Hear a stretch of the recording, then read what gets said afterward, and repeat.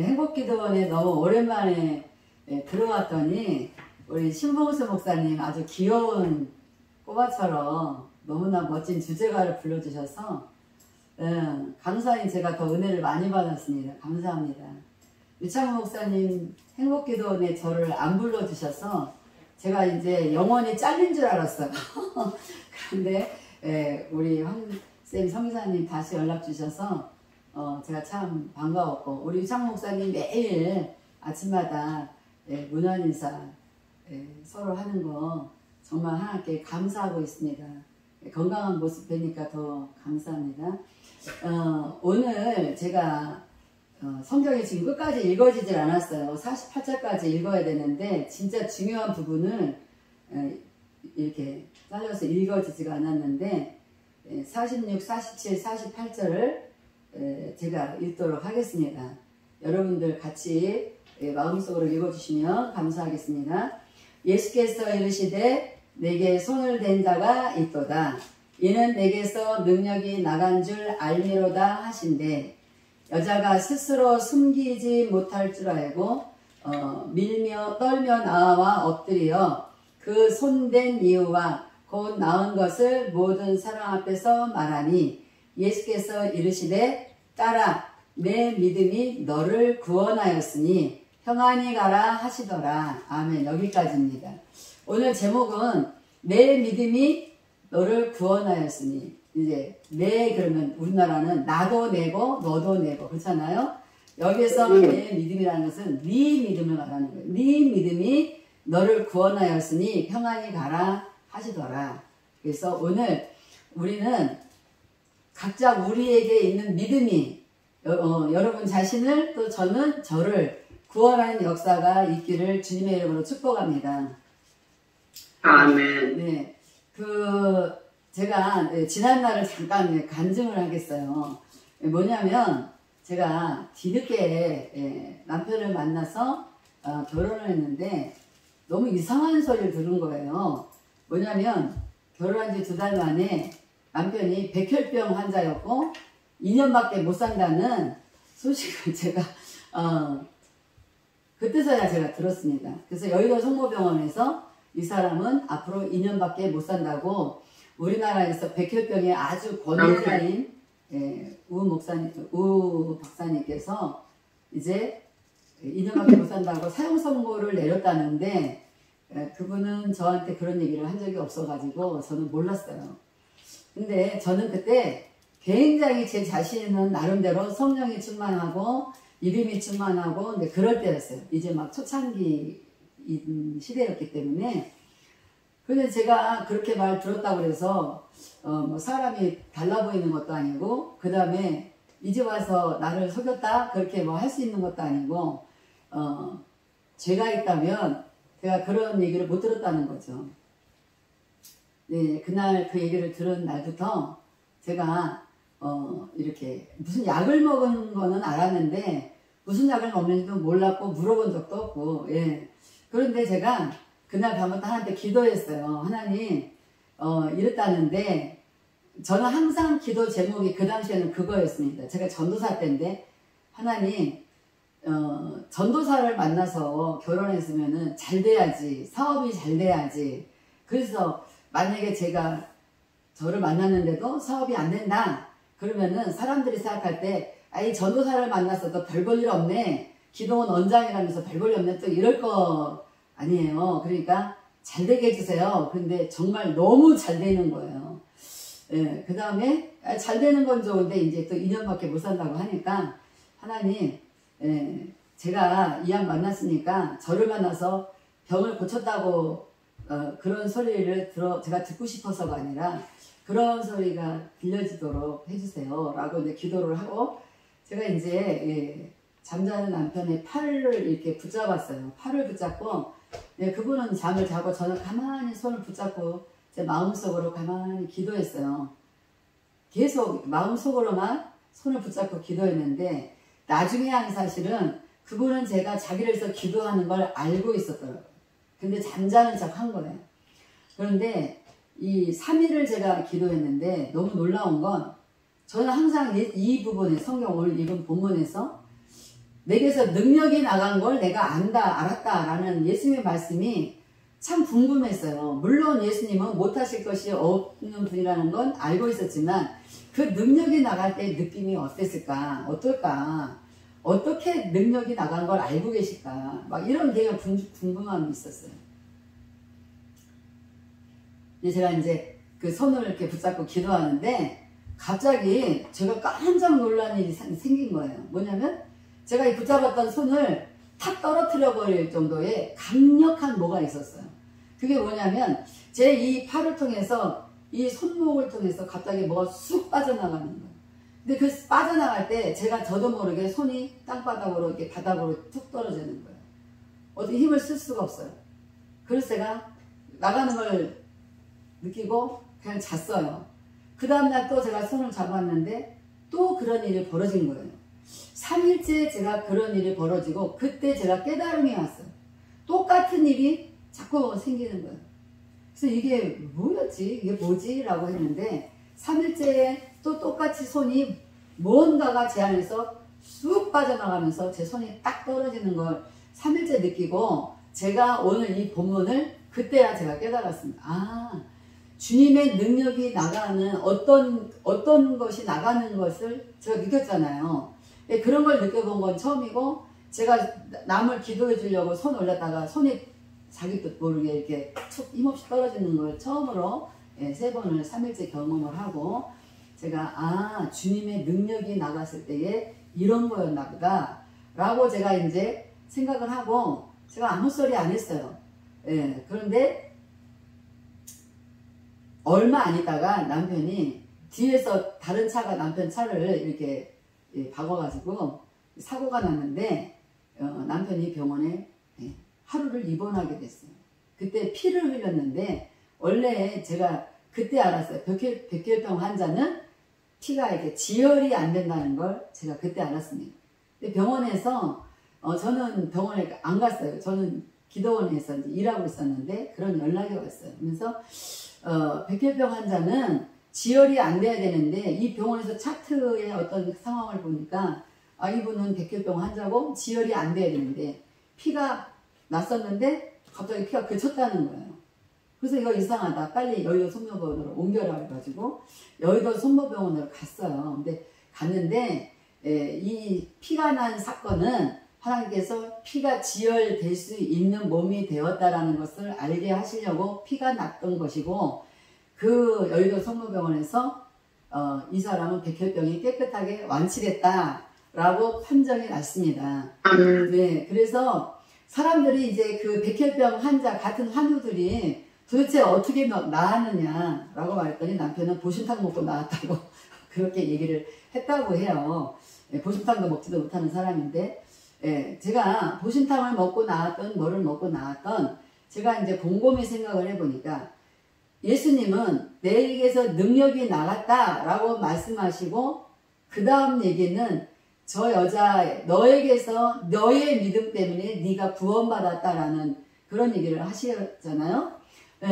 저는 그게 너무나 위대하고 정말 우리 예수님은 너무나 정말 우리한테 경배받게 합당하신 하나님이시다 라는 생각을 제가 그때 참 많이 했습니다. 그래서 이 사람이 남편이 제가 기도할 때에 이 손을 제가 올렸는데 나중에 물어보니까 다 알고 있었다더라고요. 그런데 왜 아무 소리 안 했냐 그러니까 속으로 기도하는데 자기가 움직여도 안 될 것 같고 어떤 말도 해도 안 될 것 같고 그래서 자기가 아는 척 안 했다고 말하는데 그 사람의 마음속으로는 이 사람의 기도 때문에 내가 나올 수도 있겠구나 라는 생각을 하지 않았을까. 그런 제가 더 이상은 물어보지 않았지만 그 사람의 믿음 때문에 저에게 능력이 있는 거 아니고 우리 자신에게 어떤 능력이 있는 것이 아니고 이 사람이 별로 믿음이 없는 사람인 것 같기도 하고 있는 것 같기도 하고 뭐 그렇기는 하지만은 그 순간만큼은 아무래도 와이프를 통해서 기도하는 이 손이 뭔가 기도하는 걸 보니까 내가 낫지 않을까라는 믿음이 그분에게 있지 않았을까라는 생각을 오늘 다시 새삼스럽게 해봤습니다. 그래서 2년밖에 살지 못한다고 했던 분이 18년을 더 살고 지금 이제 소천에서 이 땅에는 없지만은 우리가 신앙생활 하면서 가끔 이런 분들이 있어요. 하나님, 내가 믿음이 좋은 사람이 되게 해주세요. 내가 믿음이 강한 사람이 되게 해주세요. 이제 이런 기도를 많이 하잖아요. 실상 뭐 누가복음 17장에 보면은 예수님의 제자들이 우리에게 믿음을 더하여 주소서. 그런데 예수님은 더하여 주신 것이 아니라 순종에 대한 얘기를 하셨습니다. 중풍병자 걸린 사람들에게 친구들이 이 중풍병자 걸린 사람을 지붕을 뚫고 내려와서 이 사람을 예수님 앞에 데려와서 고침받은 사건 우리 다 알고 있잖아요. 저는 또 생각을 해보는 거예요. 이 중풍병 걸린 자가 믿음이 있어서 나를 좀 거기 데려다 주라 라고 했을까? 아니면 이 친구들이 거기 가면은 예수라는 선생이 있는데 그런 병도 고치더라. 그래서 이 친구들이 믿음이 있어서 이 중풍병자를 데리고 왔을까? 저는 그런 걸 많이 생각을 했었는데 지금 우리 이 순간에는 이런 거 저런 거 생각하지 말고 내 자신에게 그런 믿음이 있는 거. 우리가 중풍병자가 되기도 하고 12년 동안 혈루증을 앓았던 여인이 되기도 하고 베데스다 연못에 들어가지 못하던 그런 수십 년의 세월을 보낸 그 사람처럼 우리가 스스로 갈 수 없는데 그 사람은 무엇 때문에 늘 거기에 사람들이 데려놨을까요? 그 물속에 들어가야 되는데 제가 이스라엘 가서 보니까 그 베데스다 연못을 그 사람이 혼자 가기에는 너무 위험하고 갈 수도 없어요.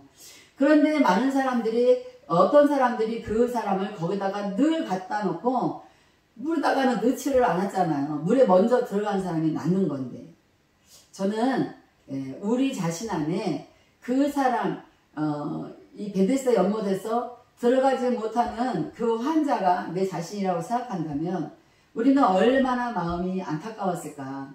내가 저 연못에 들어가고 싶은데 들어가지 못하고 또 이 혈루증을 앓았던 이 여인처럼 나는 정말 고침을 받고 싶은데 그 어디를 가도 고침을 받지 못하는 이 병을 과연 나는 어떻게 할 것이냐. 그런데 처음 본 소문으로 들은 어떤 분이 병을 고친다라고 하는데 이 여인이 그 많은 사람들 속에서 섞여서 정말 확실하게 주님 앞에 나가서 제 손을 좀 잡아주세요. 이런 말은 하지는 못할지언정 예수님의 옷자락만 좀 잡으면 뭔가 되지 않을까? 이 마음이 12년 동안 피를 흘렸다고 한다면 저나 여러분들 얼마나 이 순간에도 정말 간절하지 않겠습니까? 예수님은 예수님에게서 능력이 나갔지만 그 예수님의 능력이 왜 나갔을까? 주님은 그분의 믿음을 받다라는 것을 우리가 기억했으면 좋겠습니다. 우리는 눈으로 보면 환경이 도무지 안 될 것 같고 도저히 이루어질 수 없을 것 같고 해결될 것 같지 않은 정말 우리 스스로는 어찌할 수 없는 상황들을 너무나 많이 지금까지 만났고 지금까지 너무나 많은 고통 가운데 살아왔을 것입니다. 저는 또 그렇게 살았습니다. 얼마 전에 제가 바울이 말하기를 모든 염려는 다 주께 맡겨버리라 했는데 도대체 모든 염려를 주께 맡겨야 될 일들이 어떤 것일까? 그 염려가 무엇일까? 내가 그냥 눈에 봐서 해결되지 않을 것 같은 걱정, 근심? 그런 것일까? 그리고 우리는 날마다 걱정만 생기면 다 주님께 맡기는 그걸 말씀하실까? 막 이제 그런 또 고민을 제가 하면서 한 가지 제가 결단한 것이 있습니다. 모든 염려를 다 주께 맡겨버리라. 그럴 때 그 모든 염려 중에 그 염려가 무엇일까라는 것을 전 자신은 이렇게 결정을 했어요. 내가 할 수 있으면 그것이 어떻게 염려겠습니까? 우리 자신이 해결할 수 있는데 왜 그것을 염려하겠습니까? 그렇잖아요? 그런데 바울이 말한 그 염려라는 것은 아마도 나로서는 도무지 해결할 수 없는 일, 내 환경으로서는 도무지 해결할 수 없는 일, 내가 아무리 힘쓰고 애쓰고 물어봐도 해결할 수 없는 일. 물론 우리 영혼의 구원의 문제는 이미 다 주님이 우리를 구원하셨다고 믿고 우리가 이 자리에 앉아있기 때문에 그 믿음과는 다른 우리 생활 속에서 일어나는 일들에 대한 믿음을 지금 저는 얘기하고 싶은 거예요. 그래서 아무리 해봐도 안 될 문제, 도대체 우리 자신이 우리가 스스로 해결할 수 없는 어떤 그런 문제가 뭘까? 그런 문제가 바로 우리에게 염려가 아닐까? 우리가 생각하는 그 걱정, 근심이 아닐까? 나는 도저히 할 수 없는데 이 문제는 내 앞에 닥쳐 있고 나는 도대체 어떻게 할 것인가? 이거를 맡기는 건가? 아니면 사소하게 소소하게 일어난 일들을 맡기는 건가? 고민을 하다가 저 때문에 고민한 게 아니라 어떤 분 때문에 그 고민을 하게 됐어요. 예, 최근의 일입니다. 그래서 제가 내가 생각하는 염려라는 것은 도무지 나로서는 해결할 수 없는 것. 그 누구도 어떻게 해줄 수 없는 것. 나는 도무지 어떻게 할 수 없는 그런 커다란 아주 너무나 큰 문제, 이런 것이 생겼을 때엔 나는 그냥 주님 앞에 이건 주님의 일입니다 라고 내가 주님 앞에 버려버려야 되겠다 라고 제가 결단을 했습니다. 여러분, 우리 살다 보면 정말 그런 일들이 부지기수로 너무 많습니다. 우리 자신이 정말 해결하고 싶은데 도저히 나로서는 해결할 수 없는 그런 일들.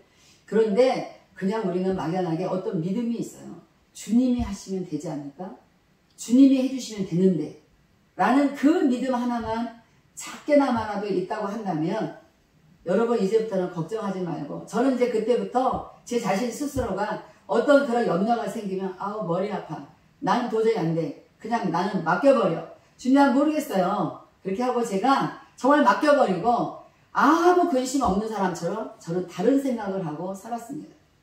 그런데 너무 놀라운 건 정말 며칠 지나지 않아서 그런 문제들을 너무나 쉽게 해결해버려지는 그런 일들이 저는 체험을 하게 됐어요. 그래서 제가 여러분들에게 오늘 말씀드리고 싶은 건, 예수님은 우리의 영혼을 구원하셨습니다. 그러면 구원하셨기 때문에 그분은 우리를 책임질 준비가 되어 있다는 믿음을 가지셨으면 좋겠어요. 우리가 믿음이 있다면 예수님의 옷자락을 잡지 말고 정말 예수님의 옷 그림자에다만 내 손을 갖다 댄다 할지라도 나을 것이다라는 믿음이 생긴다면, 그 믿음만 있어도 우리는 그 믿음으로 예수님 앞에 오늘 우리가 들을 수 있는 말이 있습니다. 이 여인에게 했던 말씀처럼 네 믿음이 너를 구원했으니, 네 믿음이 네 문제를 해결했으니 이제 너는 평안히 가라. 할렐루야. 우리는 주님이 평안의 주님인 걸 너무나도 잘 알아요. 평안하지 않습니까? 그러면 평안의 주님이 내 안에 함께 계신 것이 우리 구원이잖아요. 평안의 주님이 계시는데 내가 평안하지 않는 것이 문제다라는 믿음을 가지시기를 주의 이름으로 축복합니다. 그래서 우리에게 평안을 주신 주님이 나와 함께 계시다는 겨자씨만한 믿음만 있다 할지라도 예수님이 말씀하시기를 네가 뽕나무더러 뽑혀서 이 뽕나무야 바다에 심겨져라, 그러면 심겨질 것이라고 말씀하셨습니다. 겨자씨만한 믿음은 여러분 이스라엘 다녀오신 분들은 다 아시겠지만 이 볼펜으로 저만 살짝 찍은 것보다 더 작은 씨예요. 그렇게 작은 씨앗의 믿음을 우리는 의심합니다. 아유, 내가 믿음이 이렇게 작아가지고 내가 믿음이 없는데. 믿음이 없는 데는 말할 수 없어요. 왜냐하면 우리가 주님이 나를 구원했다고 믿는다면 그 믿음이 있잖아요. 만약에 여러분들이 나는 믿음이 없어, 그러면 주님 앞에 구원받지 못했다는 겁니다. 우리는 습관적으로 나는 믿음이 없어, 나는 믿음이 없어서 그런 거 못해. 네, 우리가 이렇게 아주 너무나 아무렇지도 않게 그런 말을 하면서 자기 자신이 스스로 예수님과 상관없는 사람처럼 그런 혹시 고백을 하고 살지는 않았는지 오늘 이 시간 돌아보시고, 여러분 만약에 주님이 나를 구원하셨다는 확신, 우리가 잘나서 구원하신 거 아니고 내가 구원해달라고 해서 구원하신 거 아니고 그저 주님의 뜻대로 계획대로 선택하신 대로 우리를 구원하셨기 때문에 우리가 그것을 믿잖아요. 믿고 오늘도 우리는 예수 나를 구원하셨다고 감사하면서 아무리 힘들어도 고백하며 살잖아요. 그 믿음이 있으면 이제 그 주님은 나를 구원하셨기 때문에 주님의 이름 때문에라도 나를 또 이 환경 가운데서 내가 도무지 헤쳐나갈 수 없는 이 환경 가운데서 도무지 너무나 고통스러워서 잠도 이룰 수 없고 이 가슴이 짓눌리는 듯한 이 고통 속에서 어찌할 수 없는 이 고통 속에서도 그래도 주님이 나를 보고 계시고 반드시 주님의 때에 반드시 나를 구원하실 것이라는 그 믿음을 우리 안에 있는 것을 확증하셨으면 좋겠어요. 우리는 예수님이 아닙니다. 우리는 예수님처럼 믿음이 완전한 자가 아니에요. 근데 예수님은 우리에게 요구하시는 것이 우리에게 완전한 믿음으로 일하는 것을 요구하시는 것이 아니에요. 겨자씨만한 믿음만 있을지라도 명령하라는 거예요. 여러분 구원 받으셨습니까? 여러분 겨자씨만한 그런 작은 믿음이 분명히 있다는 것을 구원받은 것 때문에 여러분이 확증을 가지시고 여러분이 확신하시기를 주 이름으로 축복합니다. 그렇다면 오늘부터 여러분들이 백혈병 환자는 글쎄 어디를 붙잡아야 되나, 머리를 붙잡아야 되나, 그리고 어떤 환자들은 때로는 저는 전화로 정말 오늘을 넘기기 어렵다고 하는 전주 예수병원에 있는 자매를 숟가락 하나 들 수 없고 전화도 받을 수 없는 자매를 다른 사람이 대신 전화 옆에 귀에 대게 해주고 전화 유선상으로 기도를 해주고 그 다음날 전주 예수병원이 발칵 뒤집혀진 사건이 있었던 것을 저는 기억납니다. 그래서 어젯밤에 무슨 일이 있었냐, 왜 그 병이 싹 사라지고 없냐. 그래서 그 자매는 다시 울산에 내려가서 간호사로 다시 일했다라는, 제가 울산 가서 정말 여행 갔다가 그 자매를 만나가지고 굉장한 제가 대접을 받은 적이 있습니다. 제가 어떻게 하고 싶어서 했던 것도 아니고 주님의 말씀하신 것이 기억나면 그때 언젠가 주님이 전화로 기도해 주라 그랬지. 그런데 한 달 만에 그게 기억난 거예요. 그래서 한 달 만에 전화했는데 그렇게 온갖 고통 가운데서 구원받은 사건이 있습니다. 제가 오늘 아침에 눈을 뜨는 순간 주님이 저한테 이런 말씀하셨어요. 기쁜 소리 들리니가 아니라 기쁜 소식 들리면 어떡하니? 이러시는 거예요. 그거야 뭐 말을 하겠어요. 말할 게 뭐 있겠어요. 기쁜 소식이 들리면 너무 좋은데 나한테 기쁜 소식이 지금 뭘까? 그리고 제가 이제 그걸 잠시 이렇게 했어요. 그런데 또 주님이 또 말씀하셔. 기쁜 소식 들리면 어떡하니? 이러시는 거예요. 그래서 제가 또 주님은 오늘 또 굉장히 집요하게 내가 알아들었어요 라고 그런 표를 하지 않으면 끝까지 오늘 하루 종일 기쁜 소식 들리면 어떡할 거니? 이렇게 말씀하실 것 같아요. 그래서 제가 기쁜 소식 들리면 너무 좋겠다. 기쁜 소식 들리면 너무 좋죠. 제가 이제 그렇게 하고 아침에 해야 될 일을 하고 제가 이제 나가야 돼서 준비하고 있는데 우리 교회는 시각장애인 권사님이 두 분이 계십니다. 시각장애인을 사역하던 목사님이 함께 오셔서 우리 교회 권사님으로 지금 계시는데 그 중에 한 분이 전화가 왔어요. 목사님 오늘 시간이 있으세요? 그러면 제가 만나러 가도 되겠습니까? 괜찮아요. 오세요. 네, 근데 많은 얘기는 못해요. 제가 빨리 또 나가야 되니까. 저도 빨리 가야 되니까 시간을 많이 쓰지 않을 겁니다. 그래서 약속을 하고 이제 그분이 오셨는데 그분을 이렇게 도우미 하시는 분이 우리 교회의 젊은 여자 집사님이신데 신앙의 연조가 아주 짧은 분이에요. 아들을 우리 학교에 입학시키다가 이제 우리 교회를 나오게 되신 분인데 교회에 적극적인 어떤 참여를 하거나 그렇게 하지는 않는데 아무튼 열심히 신앙생활을 하시는 분이에요. 그런데 그 권사님이 오시면 그분이 도움이기 때문에 같이 와야 되잖아요. 그분 남편이 사업을 하고 있습니다. 그런데 예수님을 믿거나 모르겠어요. 마음속으로는 믿는지 모르겠지만 교회를 나오거나 그러지는 않는 분인데 오늘 그 집사님이 오셔가지고 권사님과 함께 오셔서 권사님이 저에게 이렇게 말씀하셨어요. 목사님 오늘은 조혜진 집사님이 뭘 가지고 왔어요. 그렇게 얘기를 하셨어요. 뭘 가지고 오셨는데요? 그랬더니 이 가방을 열더니 봉투를 막 꺼내는 거예요. 근데 한 개만 꺼내는 게 아니라 봉투를 막 2개, 3개 꺼내는 거예요. 그래서 내가 이게 뭐예요? 왜 이렇게 뭔 봉투를 계속 꺼내요? 그랬더니 집사님이 무슨 돈이 생겨서 목사님 선교 가신, 제가 이제 10월 11일부터 11월 말까지 2달 동안 인도와 아프리카에 가 있어야 돼요. 예, 그래서 제가 선교비 때문에 많이 지금 기도하고 있는 중이었거든요. 예, 그런데 저는 우리 교회에다가 한 번도 선교비를 위해서 광고를 하거나 그런 거를 제가 하지 않습니다. 왜냐면 예, 저는 그저 하나님께서 주시면, 하나님께서 뜻이 있어서 주시면 그것이 하나님이 주신 걸로 알고, 예, 그런 광고를 저는 원래 하지 않아요. 그런데 그 집사님이 하는 얘기가, 남편한테 무슨 돈이 200만 원이 생겼어요. 그런데 자기가 100만 원만 주라. 선교비를, 목사님 선교 가시니까 선교비를 하고 싶으니까 100만 원만 주라. 그랬더니 남편이 안 돼. 그랬다는 거예요. 믿지 않는 남편이니까 그럴 수 있잖아요. 그랬더니 그러면 50만 원만 주라. 그랬더니 그것도 안 돼. 이렇게 얘기를 했어요. 그래서 우리 집사님이 너무 슬퍼갖고 우는데 남편이 그러지 말고 이거 200만 원 다 가져가. 할렐루야. 네, 우리 집사님의 믿음은 교회 예수를 믿고 구원받다고 믿고 교회를 나오지만 그 200만 원을 다 선교비로 드릴 믿음은 없는 거예요. 믿지 않는 남편의 눈치를 보잖아요.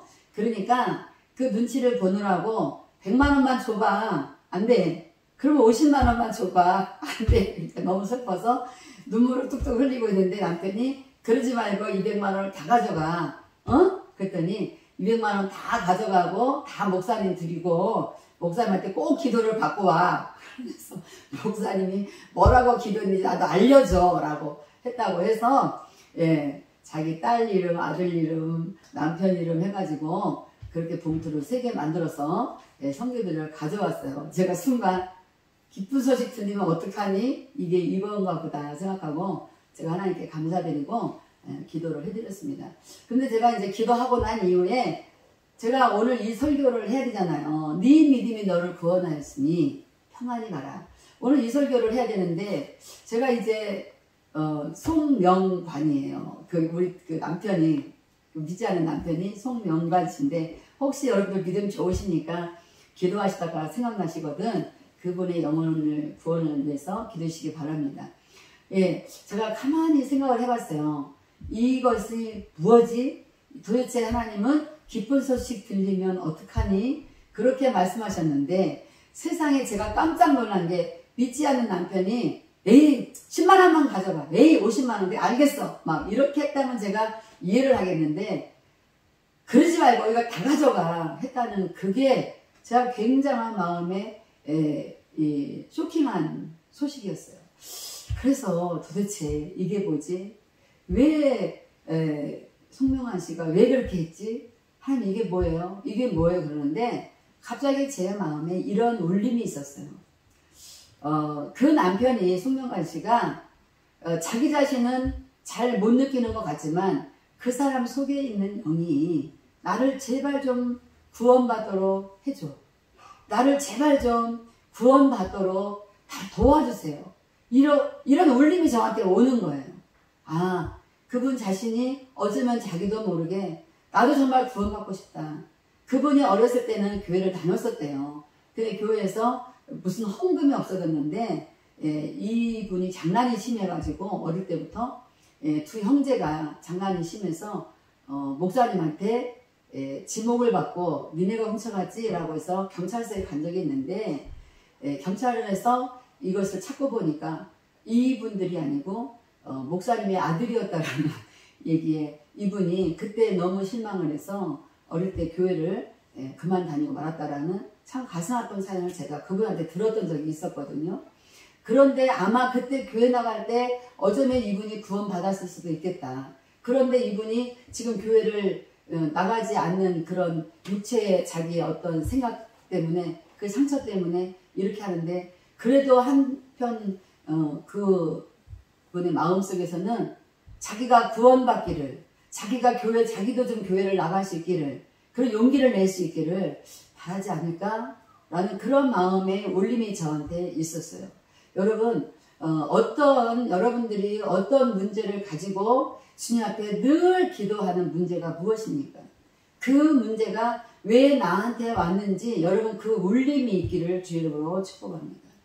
그래서 이 문제가 나에게 왜 나에게 이런 문제가 왔는지 그 울림이 있다면 여러분 그 울림을 주님의 뜻으로 아시고 엉뚱한 울림이 있을 수도 있어요.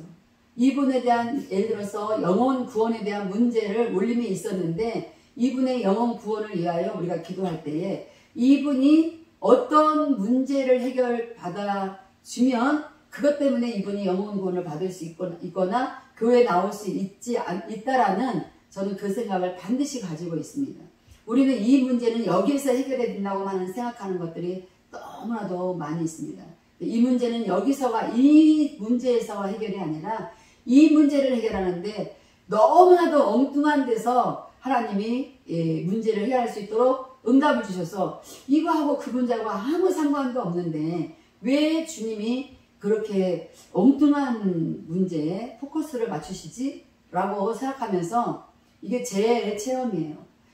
그래서 하나님 제가 이 문제 가지고 기도하는데 지금 저 문제를 기도해야 되면 저는 이 문제는 어떡합니까? 라고 제가 그렇게 주님께 여쭤본 적도 있는데 너무 신기하게도 이 문제를 기도하다가 이 문제가 해결받은 적이 많이 있어요. 그것은 주님이 오늘 다시 말씀드리지만 네가 염려하는 모든 것은 나한테 맡겨.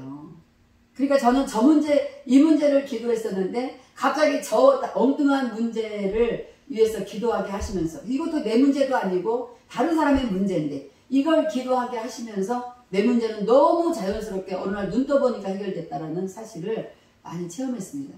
그래서 제가 여러분들에게 다 아시는 얘기겠지만 그래도 또 우리가 또 어떤 문제가 생기면 어려워질 수 있잖아요.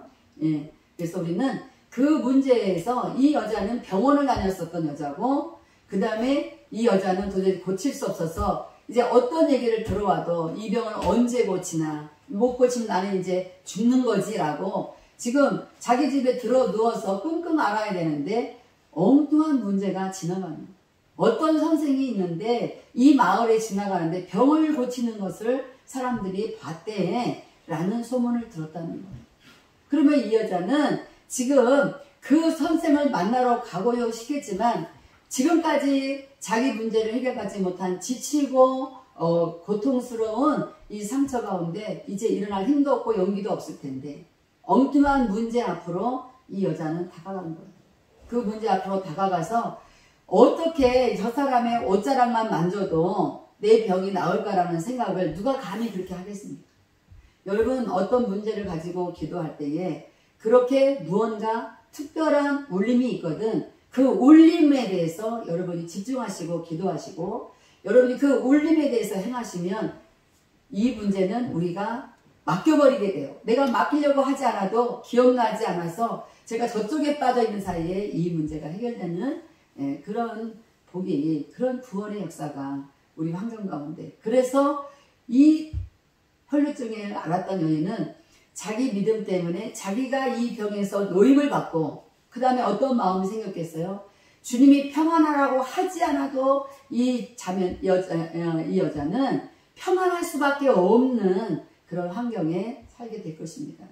우리도 주님이 해결하시는 어떤 그런 주님이 하실 건데 우리가 꼭 붙잡고 있는 문제가 있거나 도무지 이거는 그 누구도 안 돼 라고 우리가 끝까지 고집을 부리면서 우리가 주님 앞에 염려를 꼭꼭 가지고 있다면 우리는 주님을 믿지 않는 자가 되고 더군다나 그 말씀은 우리하고는 아무 상관없는 말씀이 되어버립니다. 말씀은 영혼 세세대로 살아있는 말씀이고 말씀은 우리에게 환경 가운데 빛으로 발산되는 빛이시고 이 말씀은 생명이시고 이 말씀은 우리를 구원할 능력이십니다. 성경은 어떤 부분에도 우리가 믿지 않아도 되는 문제가 말씀은 없습니다.